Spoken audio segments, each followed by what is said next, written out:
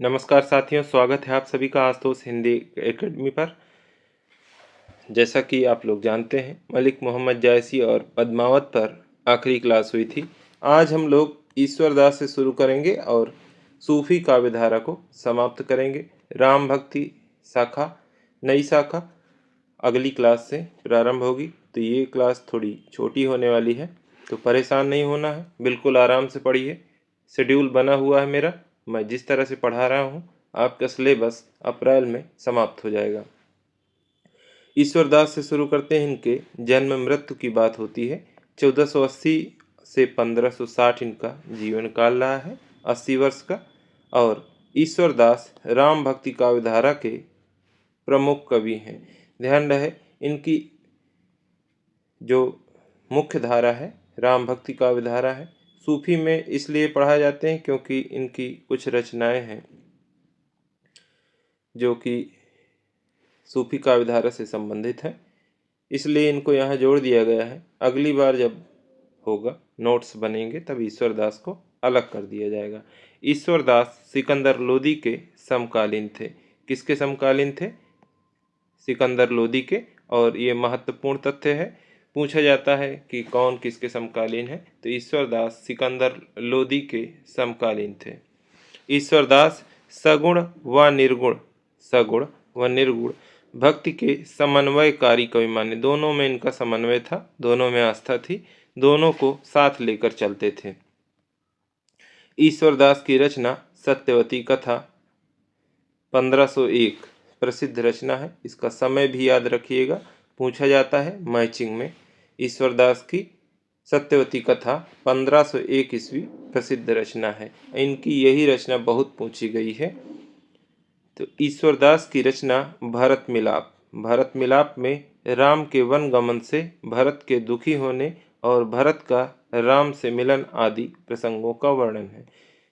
भरत मिलाप ये नहीं सोचना है कि और किसी की रचना है, तुलसीदास की है, या आप उस पर चले जाएं। तो ध्यान रखें, ईश्वरदास की रचना है। और कौन सी है? भरत मिलाप में राम के वन गमन से भरत के दुखी होने। राम जब वन गए और भरत उनको बुलाने गए और वहाँ दुखी हुए, फिर वहाँ भरत का राम से मिलन आदि प्रसंगों का भरत मिलाप में वर्णन है।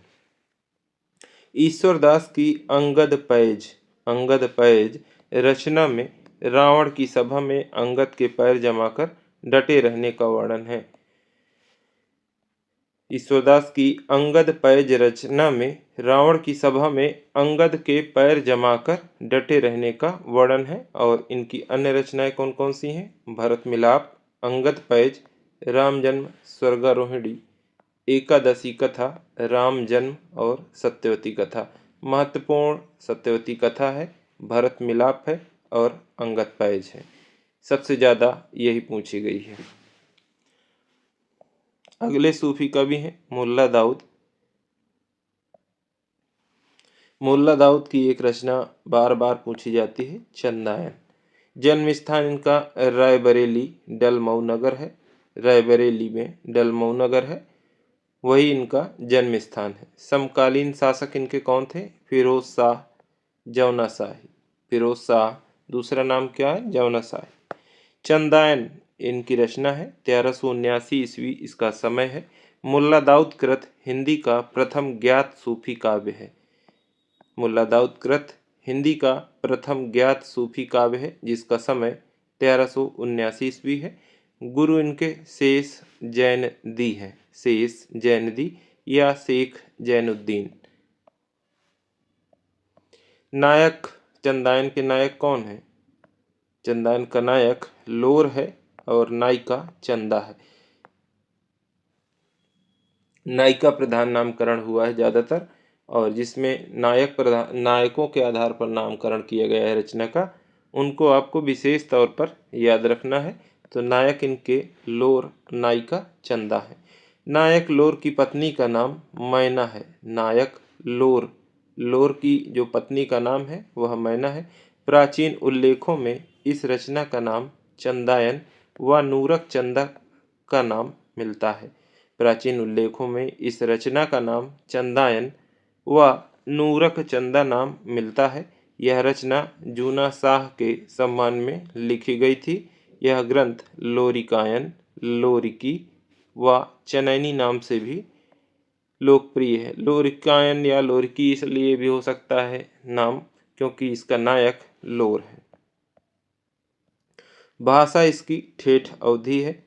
ठेठ अवधि ही भाषा किसकी है? पद्मावत की है। पर निष्ठित अवधि किसकी है? रामचरितमानस की है। अन्य सूफी काव्यों की तरह चंदायन में भी रहस्य भावना की प्रतिष्ठा है। अन्य सूफी काव्यों की तरह चंदायन में भी रहस्यवाद की या रहस्य भावना की प्रधानता है, प्रतिष्ठा है। कथा शैली दोहा चौपाई शैली में है। कथा शैली क्या है? दोहा चौपाई शैली में लिखी गई है। इसमें 5 चौपाइयों के बाद एक दोहा रखा गया है। इसमें 5 चौपाइयों के बाद एक दोहा रखा गया है। चंदायन ग्रंथ के 4 संस्करण संपादित हुए हैं। पूछा जा सकता है कि इसके कितने संस्करण संपादित हुए हैं? तो 4 संस्करण। कौन कौन से हैं? प्रथम संस्करण 1962 ईस्वी आगरा हिंदी पीठ के द्वारा।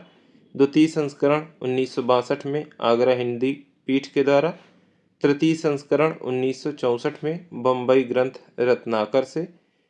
और इन तीनों संस्करण के जो संपादक हैं परमेश्वरी लाल हैं। प्रथम 3 के जो संपादक हैं परमेश्वरी लाल हैं।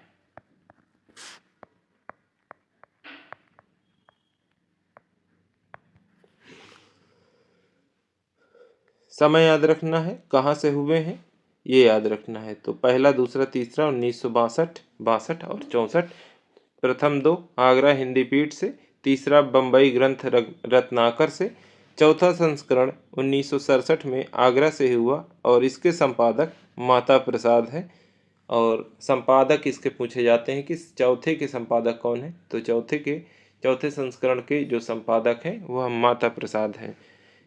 चंदायन के प्रथम 3 संस्करणों का संपादन चंदायन के प्रथम 3 संस्करणों के संपादक परमेश्वरी लाल थे। चंदायन के प्रथम 3 ग्रंथों के संपादक, प्रथम 3 संस्करणों के संपादक परमेश्वरी लाल थे। वही बात यहाँ पर बताई गई है। अगले आते हैं कुतुबन, जिनकी रचना कौन सी पूछी जाती है? मृगावती। कुतुबन चिश्ती वंश के शेख बुरहान के शिष्य थे। किसके शिष्य थे? शेख बुरहान। ये किस वंश के थे? चिश्ती वंश के। कुतुबन जौनपुर के बादशाह हुसैन शाह के राज्याश्रित कवि थे। जौनपुर के बादशाह हुसैन शाह के आश्रय में रहते थे कुतुबन। मृगावती हुसैन शाह की प्रशंसा में लिखी गई है। इनकी जो रचना है मृगावती, तो जौनपुर के जो बादशाह थे हुसैन शाह, उन्हीं की प्रशंसा में लिखी गई है।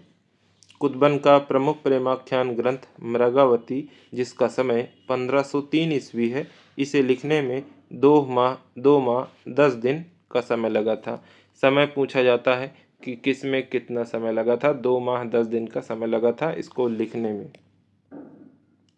मृगावती में अब इसकी संक्षिप्त कथा है।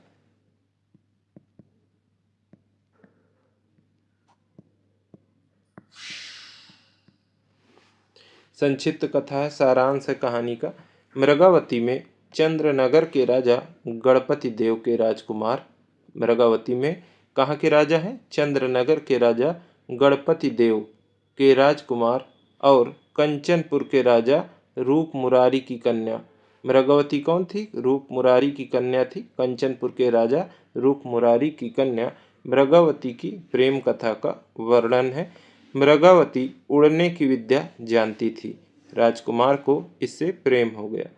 मृगावती उड़ने की विद्या जानती थी। जैसा कि हम लोग कहानियों में सुनते हैं कि छोटे छोटे बच्चों को भी सुनाया जाता है कि वो उड़ गया, उड़ने की कला जानता था।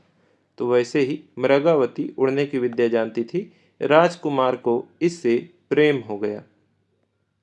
अनेक कष्ट झेलते हुए राजकुमारी के पास पहुंचा, लेकिन राजकुमारी कहीं उड़ गई। तब राजकुमार इसकी खोज में योगी बनकर निकल पड़ा।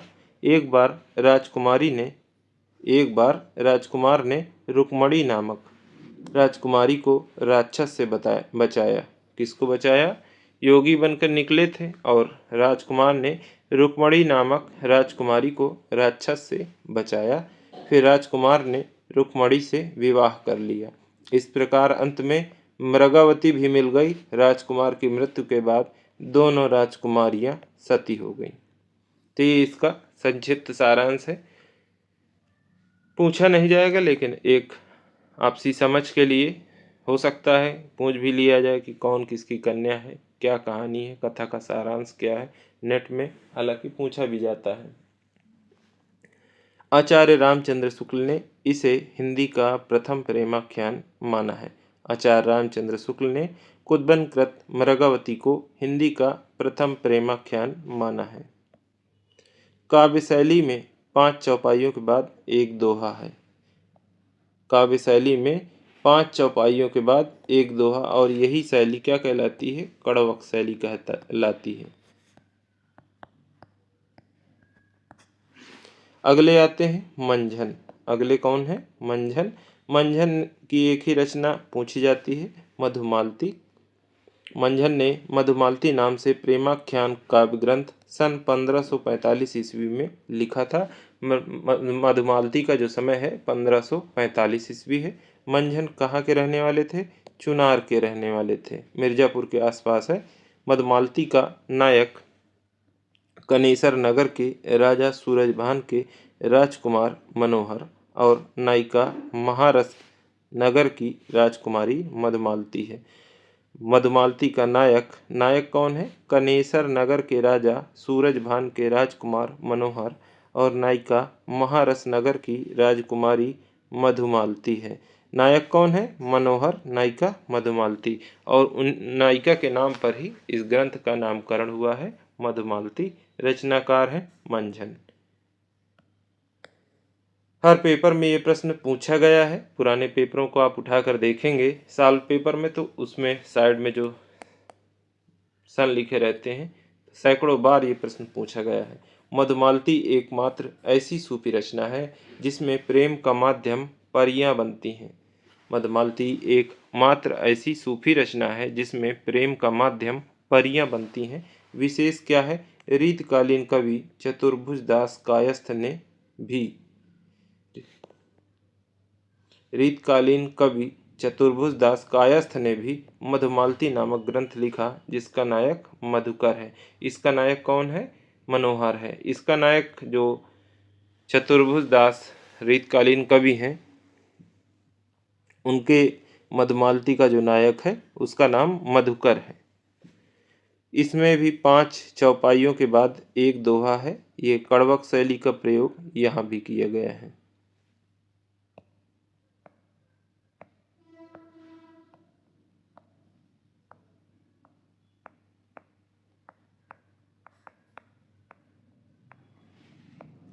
मृगावती की अपेक्षा इसकी कथा अधिक हृदयग्राही और विशद है। किसकी? जो चतुर्भुज दास ने लिखी है, रीतकालीन कवि ने।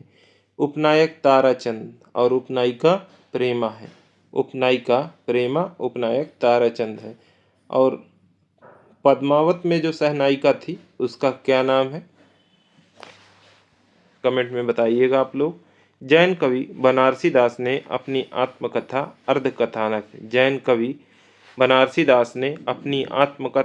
अर्धकथानक हिंदी की प्रथम आत्मकथा में लिखा है। अर्धकथानक जो जैन कवि बनारसी दास ने लिखा है, आत्मकथा आपको पढ़ाया जा चुका है, तो पहली ही रचना थी।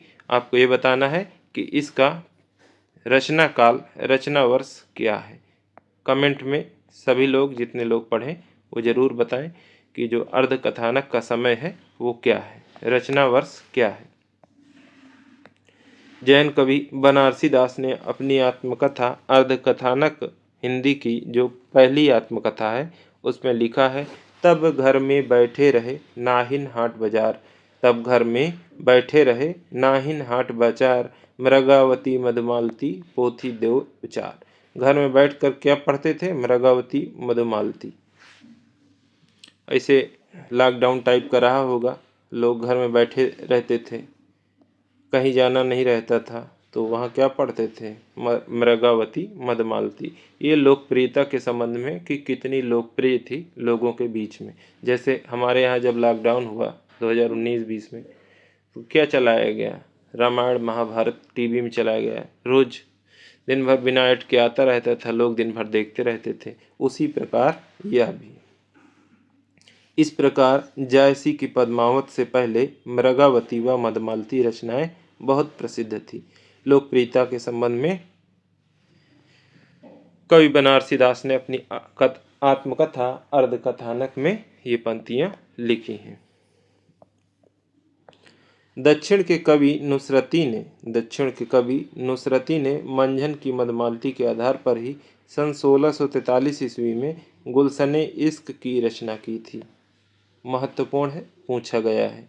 दक्षिण के कवि कौन है? नुसरती ने मंझन की मधुमालती के आधार पर ही सन 1643 ईस्वी में किसकी रचना की? गुलशने इश्क की रचना की। 1643 नुसरती गुलशने इश्क। कई बार पढ़ेंगे, याद हो जाएगा। अगले कवि आते हैं उस्मान कहाँ के निवासी थे? गाजीपुर के रहने वाले व जहांगीर के समकालीन थे। उस्मान गाजीपुर के रहने वाले व जहांगीर के समकालीन थे। उस्मान हाजी बाबा के शिष्य थे। उस्मान ने अपना उपनाम मान रखा है। पिता का नाम शेख हुसैन है। उस्मान के पिता का नाम शेख हुसैन है। 4 भाई थे, शेख अजीज, शेख मानुल्लाह, शेख फैजुल्लाह और शेख हसन।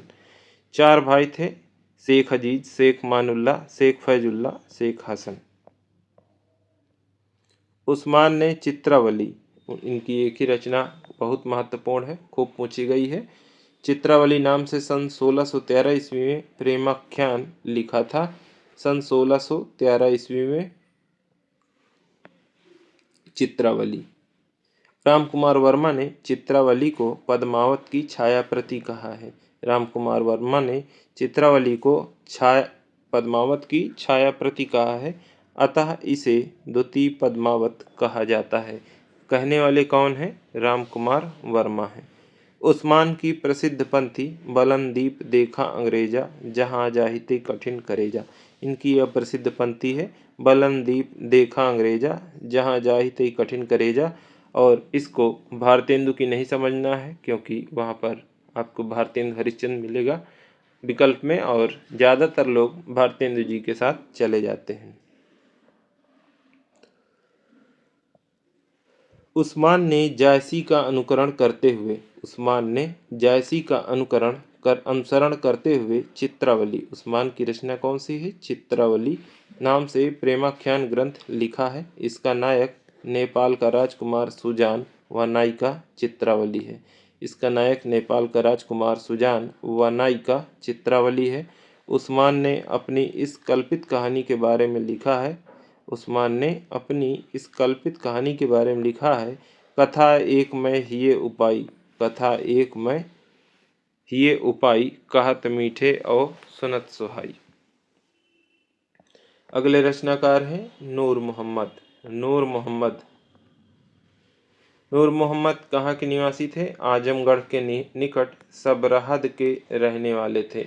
नूर मोहम्मद आजमगढ़ के निकट सबरहद के रहने वाले थे।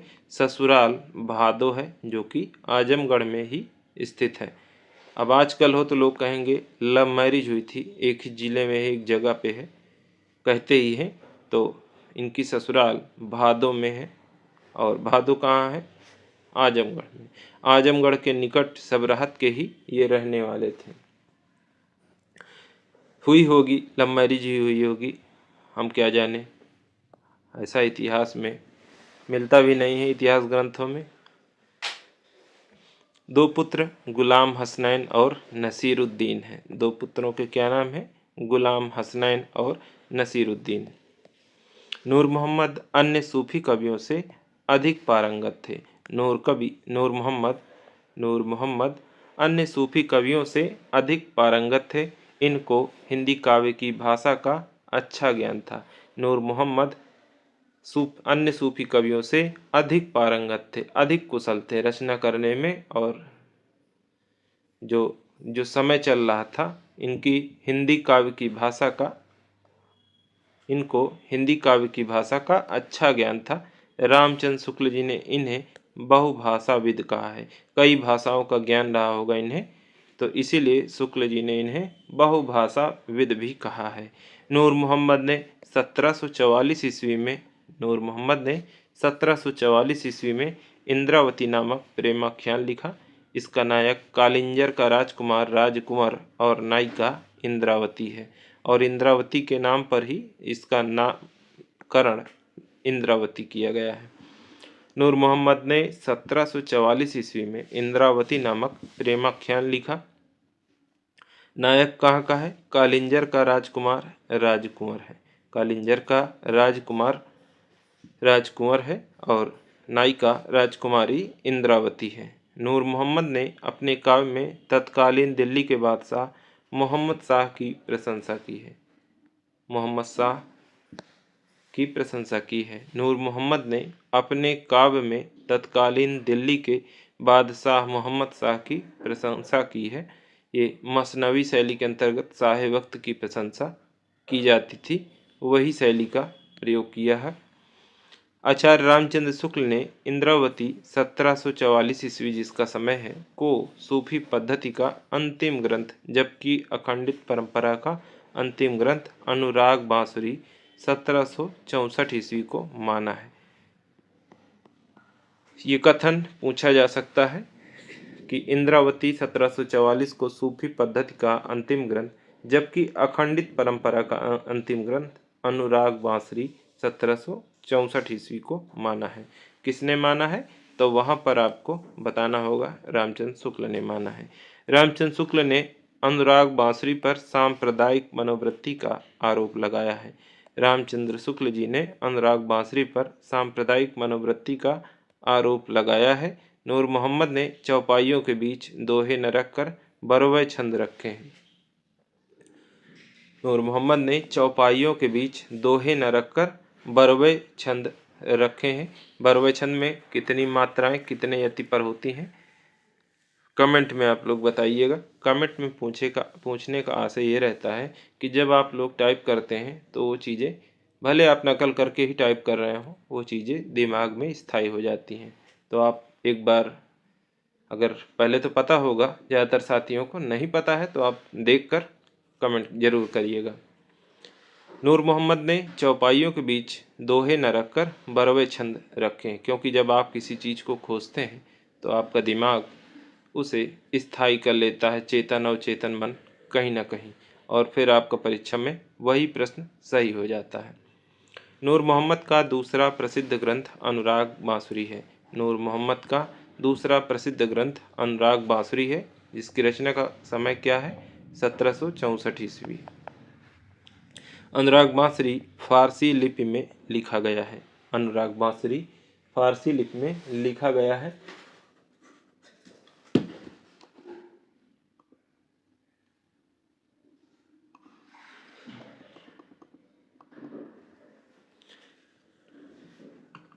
नूर मोहम्मद का दूसरा प्रसिद्ध ग्रंथ अनुराग बांसुरी है, जो कि फारसी लिपि में लिखा गया है। इसी ग्रंथ में नूर मोहम्मद को हिंदी भाषा में लिखने की सफाई देनी पड़ी थी, क्योंकि इन्होंने हिंदी भाषा में मुस्लिम होकर लिख दिया, उसकी इन्हें सफाई देनी पड़ी थी। क्योंकि नूर मोहम्मद को मुसलमान उपालंब यानी उलाहना देते थे कि तू मुसलमान होकर हिंदी में क्यों रचना करता है, तो मुसलमान होकर हिंदी में क्यों रचना करता है। नूर मोहम्मद ने अनुराग बांसुरी 1764 ईस्वी में लिखा है, जानत है वह सिरजनहारा, अर्थात वह ईश्वर जानता है, जो कछु है मन मरम हमारा, हिंदू मग पर पाँव न राख्यो, काजो बहुते हिंदी भाख्यो। वह सृजनहारा सब जानता है कि भले मैं हिंदी में लिख रहा हूँ, पर मेरे मन में क्या है वो सृजनहारा जान रहा है। नूर मोहम्मद ने फारसी भाषा में एक अन्य ग्रंथ रौजतुल हकायक लिखा है, और ये 2021 वाले पेपर में टीजीटी में पूछी गई थी। नूर मोहम्मद ने फारसी भाषा में एक अन्य ग्रंथ रौजतुल हकायक लिखा है। प्रमुख कवि और उनके समकालीन शासक कौन कौन हैं? कवि और समकालीन शासक मलिक मोहम्मद जायसी शेर शाह सूरी और बाबर के समकालीन थे। ईश्वरदास सिकंदर लोदी के, कुतुबन हुसैन शाह कहाँ के शासक थे? जौनपुर के। उस्मान जहांगीर के समकालीन थे। नूर मोहम्मद शाह रंगीला के समकालीन थे। मुल्ला दाऊद फिरोज शाह या जौना शाह के समकालीन थे। कासिम शाह मोहम्मद शाह के समकालीन थे। तो सूफी काव्य धारा यहीं पर समाप्त होती है और इतना हमारे अनुसार पर्याप्त है। कोई भी प्रश्न आपके परीक्षा में इससे इतर नहीं पूछा जाएगा। आप 100% के लिए नहीं, 95% के लिए आप पढ़ें और 95% प्रश्न आपको यही नोट्स से मिलने हैं। इतना आप सिर्फ भरोसा करके हमारे साथ पढ़िए, उसके बाद परीक्षा दीजिए। आप एलटी में जो आदिकाल से प्रश्न आए हैं, ये नोट्स कोई एलटी के आने के बाद नहीं बने हैं, पहले के हैं, आप उससे मिला लीजिए। बस आप एक बार भरोसा करिए और कंटिन्यू अपनी स्टडी को निःशुल्क जारी रखिए। आप जो पढ़ रहे हैं पर्याप्त है, जो भी है, लेकिन एक बार हमारे साथ पढ़िए और 6 महीने के बाद रिजल्ट आपके हाथ में होगा। राम भक्ति काव्य धारा जो है उसे हम लोग अगली क्लास में शुरू करेंगे और गद्य वाला पोर्शन जो चल रहा है उसमें डायरी या यात्रा वृत्तांत जो भी अगली क्लास होगी आपको बता दिया जाएगा। तो लगातार जुड़े रहिएगा साथियों। आज के लिए इतना ही। बहुत बहुत धन्यवाद। नमस्कार।